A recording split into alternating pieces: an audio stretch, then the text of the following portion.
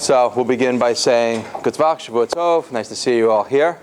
I think this is Torah Anytime, so as always, we thank them for their amazing streaming capability. And I actually give a weekly talk in Lakewood where I live, and Torah Anytime is in charge, involved with doing that. So if you go to TorahAnytime.com and punch in my name, you'll see all the sherm on there. Nice to see you. Okay, so I like to make these talks as practical and as useful as possible as we move along. If you have any questions or comments, feel free to let me know. I'd like for you to know before we begin that some time ago I was in Motzei and I was speaking at a Shabbaton, and they asked me to introduce myself. And I said I'm a little uncomfortable introducing myself, but they said, we don't have anyone to introduce the speaker, I'm sorry. So they asked me if one of my kids would do it. So I asked one of my kids, thinking not in a zillion years they would, and one of them stepped up to the plate, introduced me, and he's been doing it ever since. So with your permission, I would like to ask Aaron Shimon to introduce me, and then I'll begin speaking.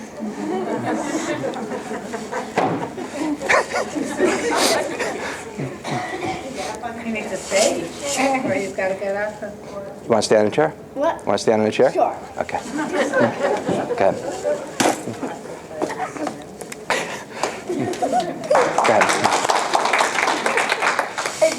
Go ahead. Go ahead.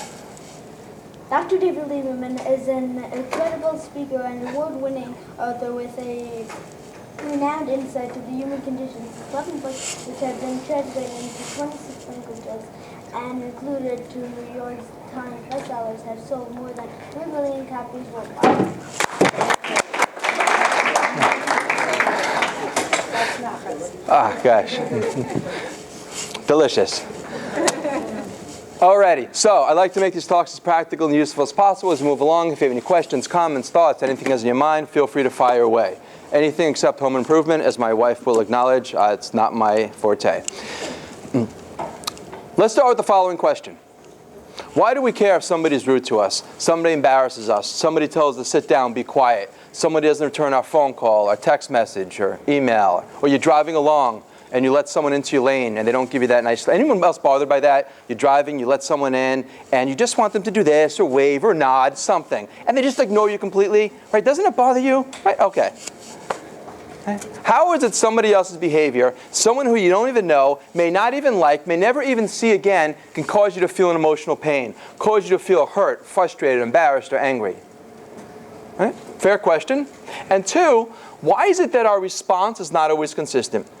You know that sometimes you're in the kind of mood, you wake up, it doesn't matter what anyone says, you're looking for a fight. Ladies.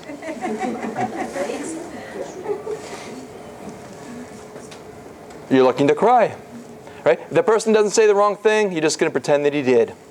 Right? Other times, though, you wake up in the morning and you're feeling emotionally bulletproof. Nothing is going to throw you off your game. Nothing is going to bother you. So we have 2 questions on the table. Is this going to be difficult if I keep pacing back and forth for you? Are you sure? Okay. So with 2 questions. 1, why do we care? How is it somebody else's behavior can cause us to feel an emotional pain? And 2, why is our response not always consistent? And if we understand the mechanism that causes us to care, we can dial it down and not find ourselves hurt or frustrated or embarrassed by difficult people again. And that's the objective in the next 20 minutes or so. Worthy goal? Go team. Okay. So here's how it works in a nutshell. Human beings are wired by Hashem to have a sense of self-esteem. We're wired to like who we are. The $1 million question is, where does a person go to gain self-esteem? If we had more time, we'd go back and forth. And I hear some very good and some not good answers. But in a nutshell, here's how it works. There are essentially 3 forces within every person. You've got the body, the ego, and the soul. Body wants to do what feels good. The ego, the Yetzer Hara, wants to do what looks good. Our soul and Neshama wants to do what truly is good. The alarm clock goes off in the morning, and they all battle it out. Anytime a person overindulges in the body, eats in excess sleep, excess entertainment, temporarily it feels good. How do you feel about yourself afterwards? Blah. Right? And 2 with the ego. Anytime you buy something you can't afford, make a joke at someone else's expense. Think of the ego, by the way, as a projection machine, a movie of how you want the rest of the world to see you. And the wider the chasm, the bigger the difference between who I am and this image, the more draining it is.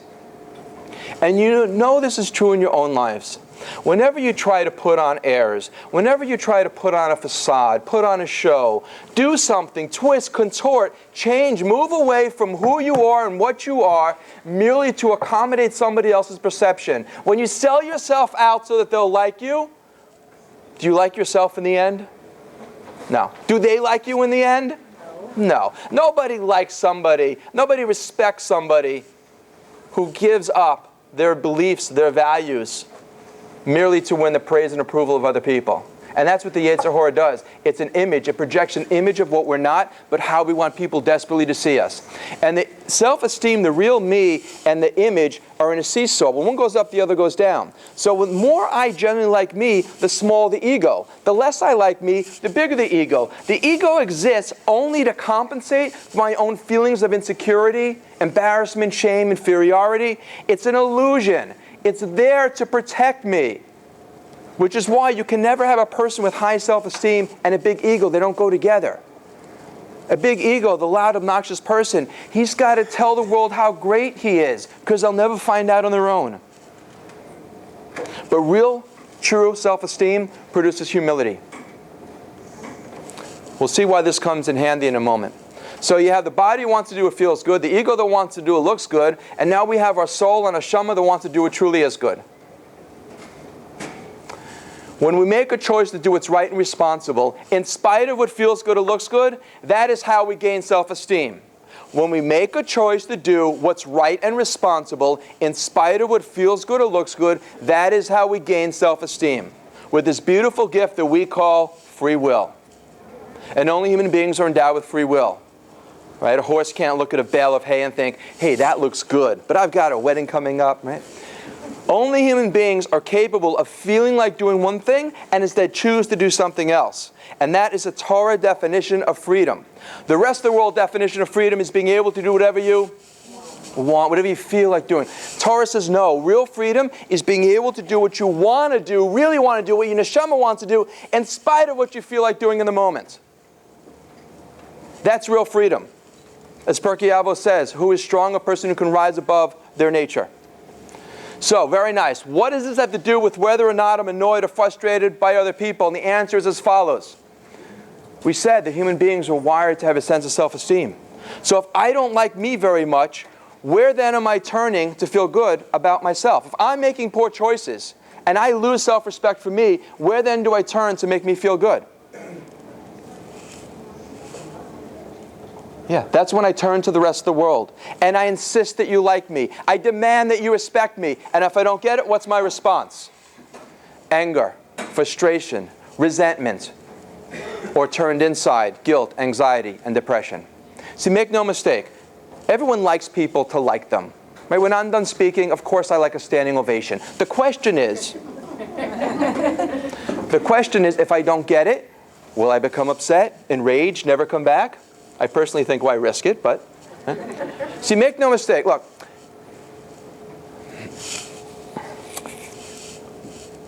Everyone likes people to like them, with few exceptions. But if you don't get the praise and approval, what does it mean? See, we too quickly attach a meaning to what this person says and does, and give it a relevance that it doesn't. That it shouldn't have. Let me give you an example. Let's say you're driving along, and this time somebody cuts you off on the road. Right? Somebody just cuts you off. First, from a show of hands, who here wants to see what that person looks like? Some honest people. You? Yeah. Okay. Who's going to bother you more? A nice little lady driving like this on the way to her own levaya, or a young guy driving with the beer bottle in one hand, cigarette in the other, steering with his knee? Nice old lady or young guy? Shout it out. Young guy. Now, there's always one person that says, old lady. Where are you? I am that old lady. You are that old lady. Nonsense. I have shoes older than you. Right? Because I used to live in Boca Raton. I get it. Shouldn't be on the road. Why are we more bothered by that young guy than the chairs? I'm sorry. There's a few seats up here. I'm sorry. You have to. Yeah, there's a couple seats up here. They're a little extra priced, but you know. Okay.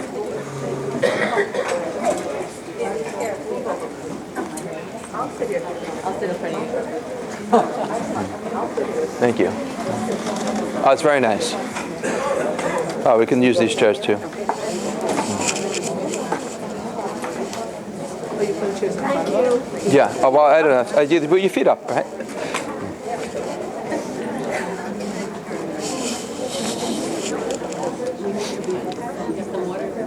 No, I'm fine. Thanks.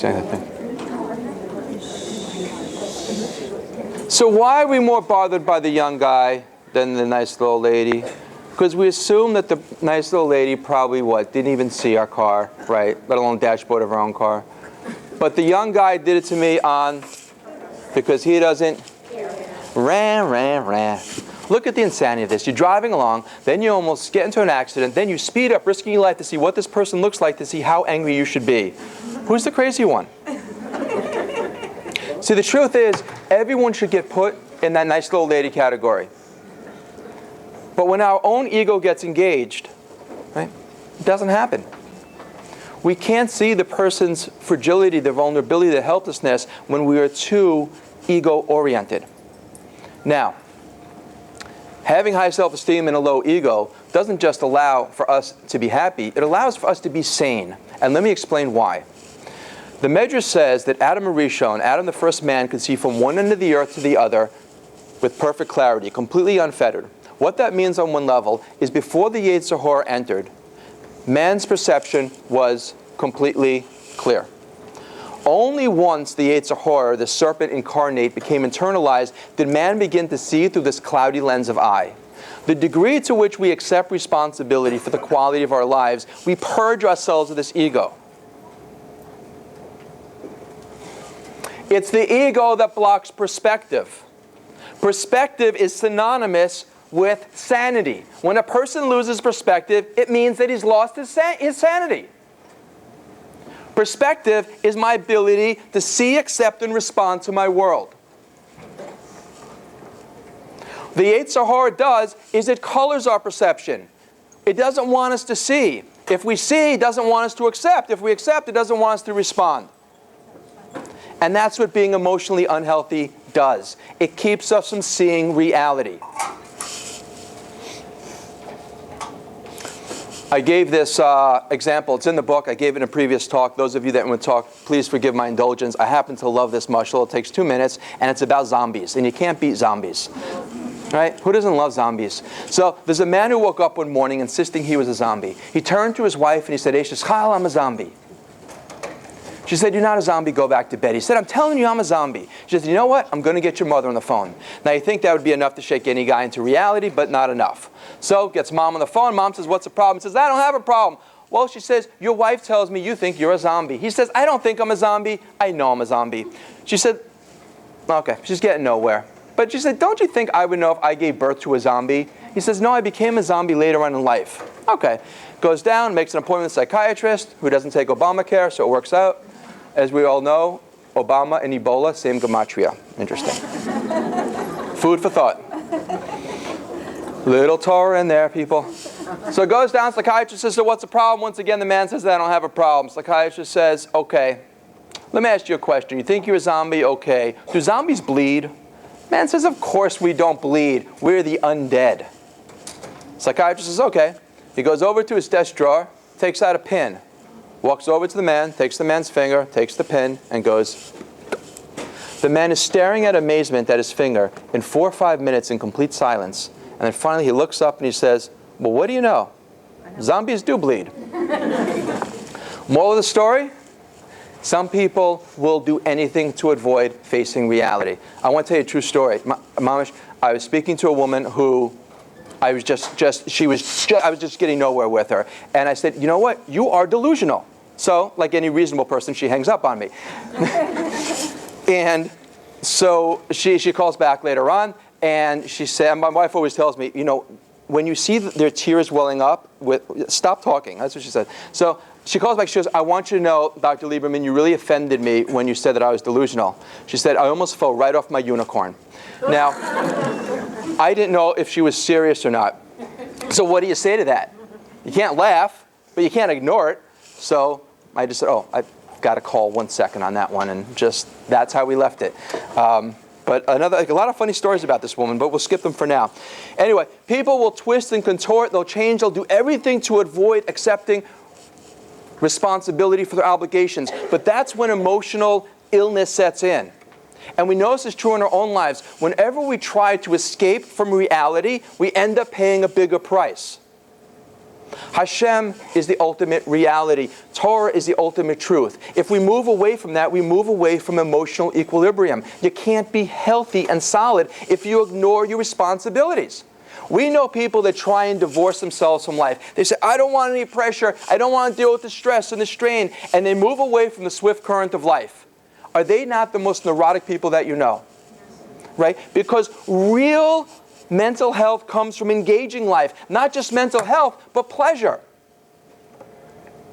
Somebody said in a previous talk, actually it was Yaakov Solomon, Rabbi Solomon at the keynote yesterday. Rav Noach Weinberg would say, what's the opposite of pleasure?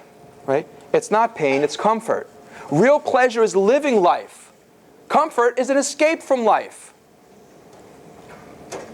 Real pleasure is engaged in life. Anyone here play a sport? Thanks. 500 people, 2 hands go up. One is my son. Thank you. Paddleball. You go, girl. Twice a week. You wear goggles, right? Important. Tuesdays and Thursdays. I play football every single day. You play football? Okay, fine. For 40 years? Okay. Oh, wow. We won't repeat that, but that was funny.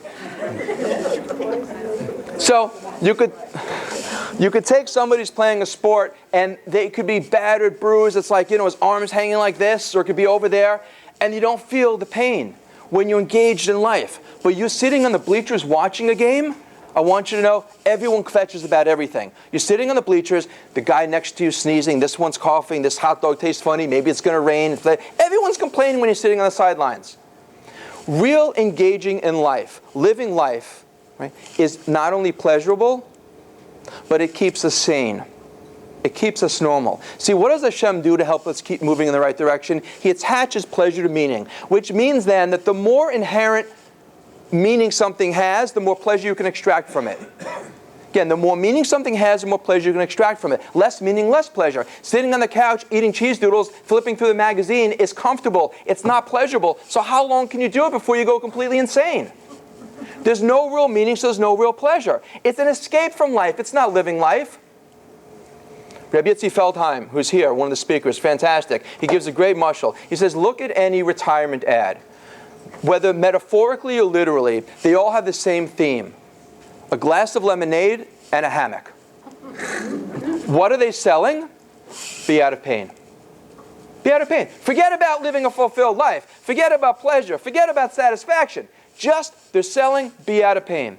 There is a product on the market called Tylenol Go Tabs. Anyone want to hazard a guess as to what Tylenol Go Tabs does that regular Tylenol does not do?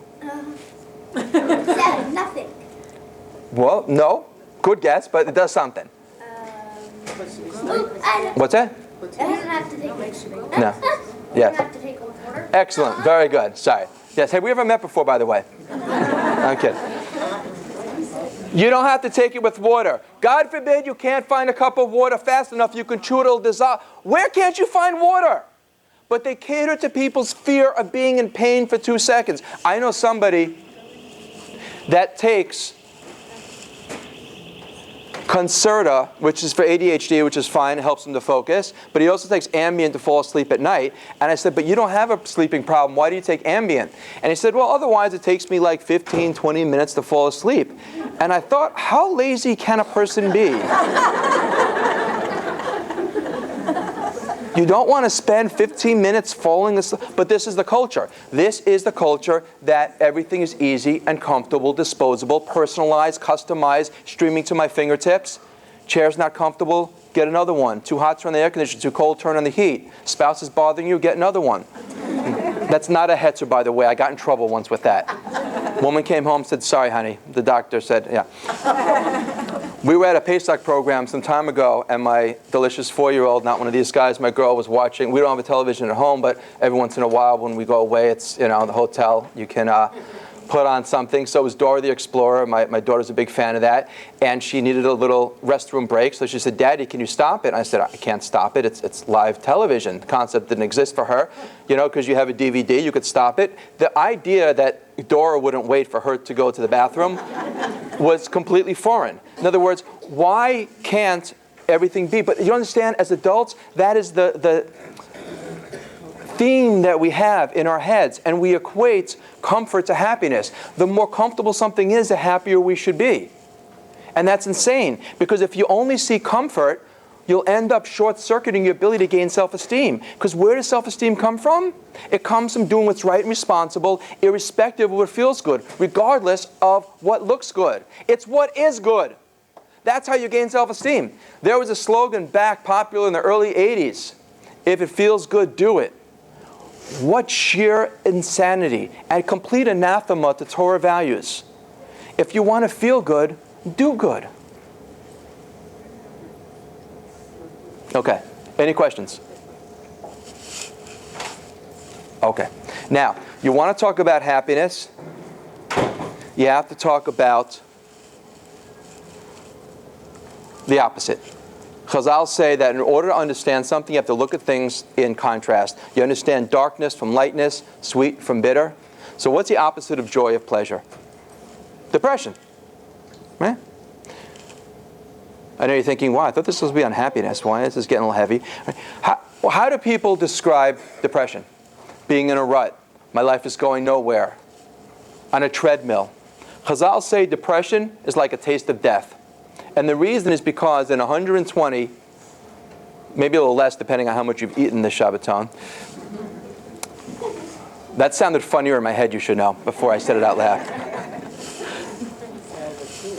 But it's true, yes. Some of the best truths are, yeah. In 120 plus years, our soul and neshama will separate from the body. The next world, Olam Haba, is a world of being. Olam Hazeh, this world is a world of doing.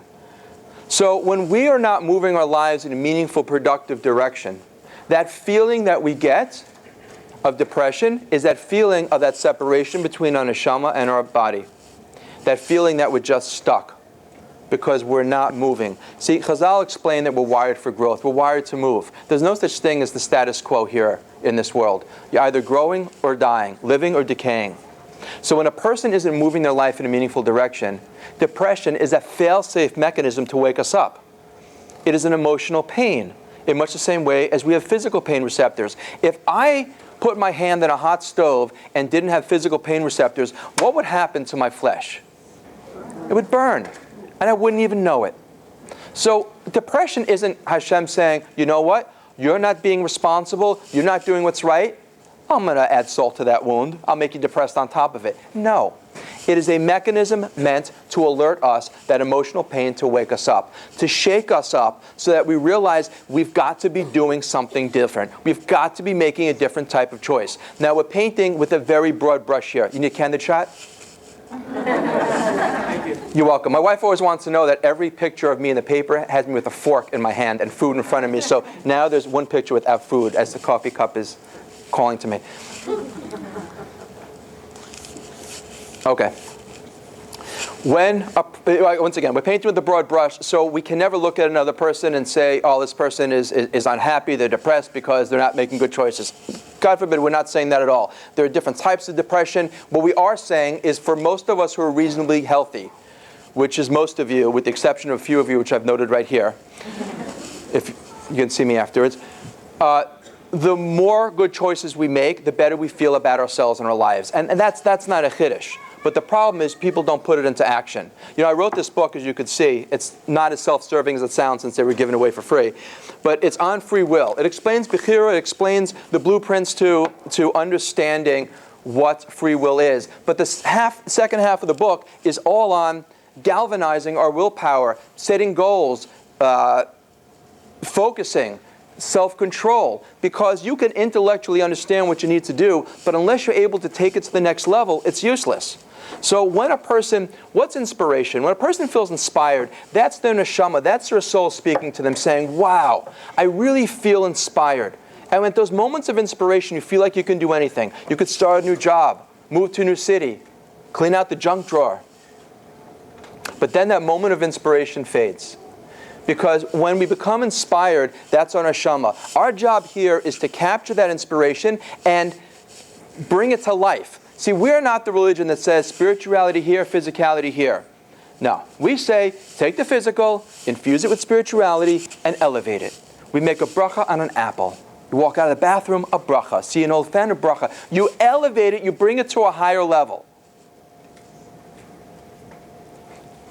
When a person becomes inspired, they have to take action in the physical world. And then what happens is that next window opens, and that next window, and that next window. And Hashem sends us these moments of inspiration, moments of perfect, crystal clear perspective.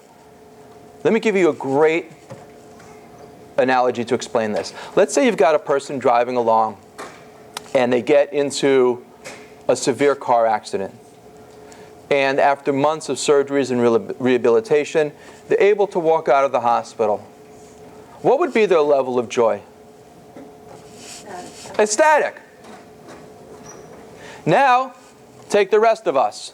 You're driving along from point A to point B. Somebody cuts you off, maybe the nice old lady, maybe you, sorry about that.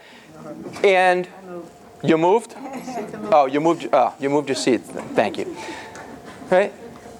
And you get just a lap full of hot coffee. You narrowly averted an accident. You're like, oh, thank you, Hashem.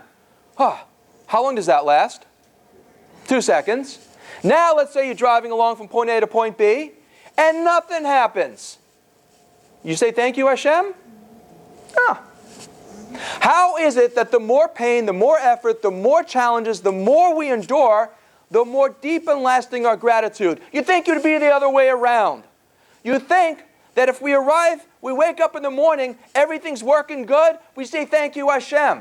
How is it that that guy walking out of the hospital ends up with a more deep, lasting, permanent sense of gratitude than the person where nothing happens? Doesn't that sound backwards to you? Somebody went over to Reb Shach and said, I'm making a little kiddush. My wife had a baby girl. And he said, oh, very nice. Why a little kiddush? The man said, well, I'm just making a little kiddush. He said, let me ask you a question.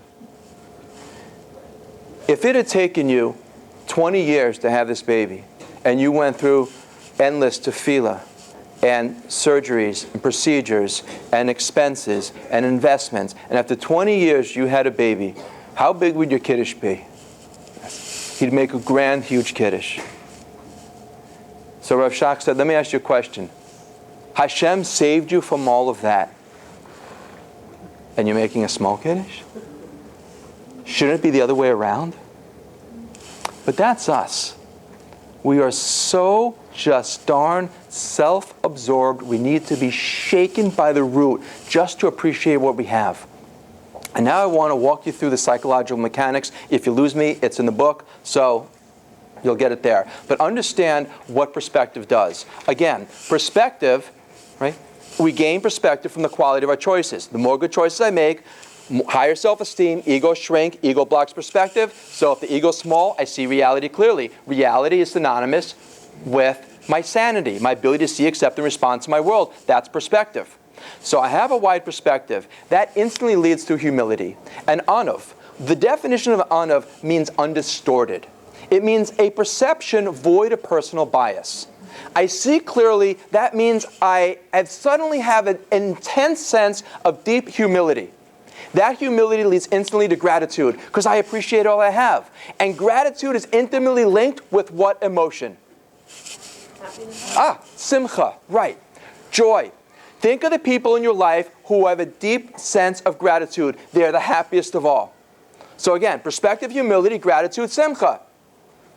Simcha. Now look at it the other way around.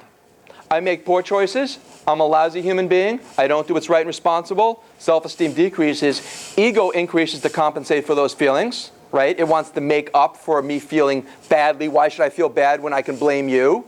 Ego engages. So my ego's big. I don't have humility. I have what? Arrogance. Arrogance produces what? Ingratitude. I'm always one thing away from something that'll make me happy. Ingratitude produces a miserable human being. Now you understand your friends and family. Yeah? It's an amazing thing. Which means then that ultimately simcha, joy, happiness is in our hands. And the research bears this out. I'm not going to go through the studies now. Harvard University shows right here 90% of a person's happiness is completely up to them. Chazal will say, let's bring that closer to 100%. Now, I in no way, shape, or form am I saying a person that has difficulties, has challenges, right, in that moment can and should be and will be happy. But take an average day where you had a lot of obstacles, a lot of issues, a lot of stuff to deal with, and you rose to the occasion and you dealt with it and you worked through it, and at the end of the day you're like, wow, that was a great day. Now think of a day where nothing happens. It's just nothing going on and you're just bored. End of the day you're like, that was a lousy day. Now you think the day where there's no challenges, no tribulations, no trials would be the better day, but it's not. Because we're not wired for that. We're wired for growth. We're wired to move. We're wired to triumph. We're wired to overcome. Okay. We just have, what time did we go to? Did anyone know? Does anyone know? 8:40? Yikes. Okay, fine. So, let's just see what we will get to and what we won't. I know, I appreciate that, but the next speaker is not going to be fine. Okay, fine. Okay, so, all right. We'll do the best we can.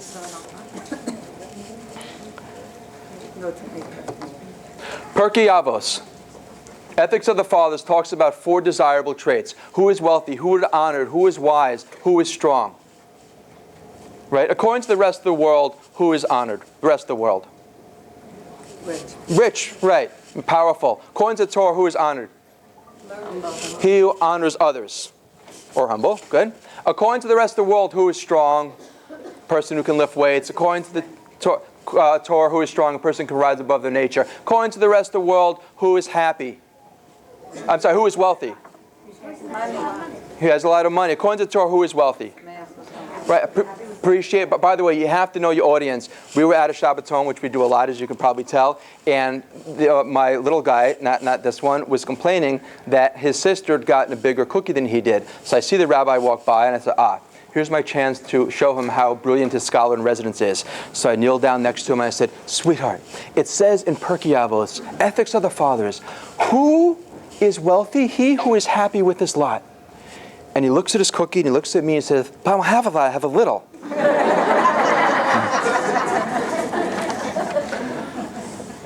Who here can tell me the striking distinction between the Torah definition and the rest of the world definition between wealthy, honored, strong, and wise? What jumps out at us? I'm thinking, it's in my head, people. Who can read minds here? Anybody? Ego, good. Yeah, ego, by the way, in my house you can't go wrong with ego. Why'd you hit your sister? Ego. Why'd you do that? Ego. Right? Why you late for school? Ego. Can't find your shoes. You're not in the closet. Ego. Right? Can't go wrong. One is the rest of the world, contrast and comparison. I can feel strong, wise, wealthy if I compare myself to somebody else. Right? The Torah says no. It's not self-comparison, it's self-growth. Because if you want to feel good about yourself, build yourself up by comparing yourself to other people, what happens when somebody wealthy walks into the room? Where does your self-esteem go? Poof, because it wasn't self-esteem, it was an inflated ego. Real self-esteem, who is wealthy? A person who appreciates what he has. Who is strong? A person who can rise above their nature. Right? This is not about you and me versus me. It's about me. Me. That, by the way, is how a narcissistic opera singer warms up. Me, man. Once again, sounded funnier in my head. It was good? Okay, fine. Thank you. Please explain to the person next to you. Okay. All right, we have to wrap up. But Lamaisa, the Olympics have 3 places: gold, silver, and bronze. Do you know that the research shows that the silver medalist is actually unhappy while the bronze medalist is thrilled? Why? Right, the silver guy is thinking, oh, so close. The bronze guy is thinking, whoo, I was almost with those losers. So even in a system that sets us up by contrast and comparison is still doomed to fail. Which is why the Ramchal says envy rots the bones. Because if you're busy focusing on what this person has, what they want, you're looking, seeing what they've got that you want. I got news for you. If it was good for you, you'd have it. You want to be happy? Make good choices. It's so easy to blame. It's so easy to blame the rest of the world for who you are and what you are. Circumstances, parents, conditions. One second, please. And you know, I just want to talk very, very quickly about this idea with parents. I used to start off my parenting class the following way, and I stopped. I used to say, you're going to mess up your kids, just a matter of how bad. I stopped, and one time, I kid you not, a teenager turned around, pointed to his mother, and said, T, I told you messed up my life. And I stopped doing that.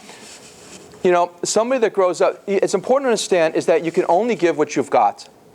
Right? So a parent that isn't able to give to a child, right? You give respect, you give love. If you don't have it, what do you have to give? Right? We see sometimes that how somebody treats us is a reflection of our self-worth. It's not. It is a confession of their character. It is a symbol of their own midos. It is emblematic of how they feel about themselves. And I'm running out of big SAT fancy words. Right? Understand? We treat people based on how we feel about ourselves. You give love, you give respect. Once again, Rev Noach Weinberg, that's how I used to say, if you don't love you, don't love me. Tomorrow we're going to be talking about, I hope you'll join us, for successful relationships with difficult people. Because it's important to understand one thing to work on ourselves. And we think, wow, okay, fine. I got the blueprints for happiness, but here's the problem. I've got crazy people in my life that are making it miserable. So tomorrow we're going to talk about that, and we'll take one quick question. Go ahead. I answered it. Okay. Okay, fine. Very good. So with that, let me thank you all for joining. Mirth Hashem. See you next